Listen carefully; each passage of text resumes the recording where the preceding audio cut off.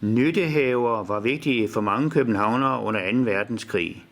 Men hvad med i dag? Giver det mening? Vi har besøgt en nyttehave i Avedøre i Hvidovre Kommune. Vi lever i 4-5 måneder af de grøntsager, vi har her i haven. Det som vi dyrker, det har vi cirka 4-5 måneder i sæson. Og det er jo ikke de store ressourcer, der bliver brugt på det. Og det er hyggeligt at gå her og plante, og det er en fornøjelse at se på de forskellige blomster, vi har sat, og det grønne liv. Vi har dyrket hvidløg, løg,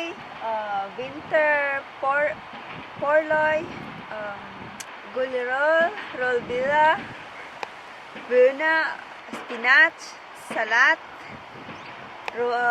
jordbær, porløg, knoldselleri, og hvad andet? Jordskog. Når man har noget med afgrøder at gøre, så er det ikke lige meget, hvad for nogle afgrøder, der skal stå sammen.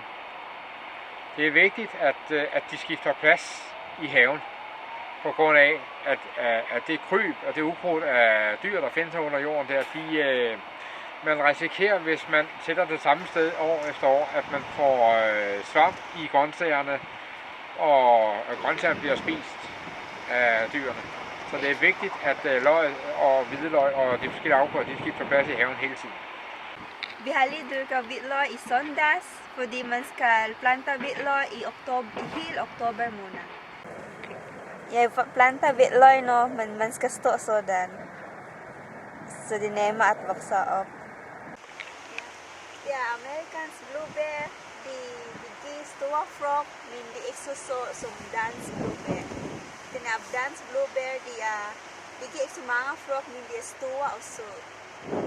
De kan godt befrugte hinanden, selvom det er forskellige sorter blåbær.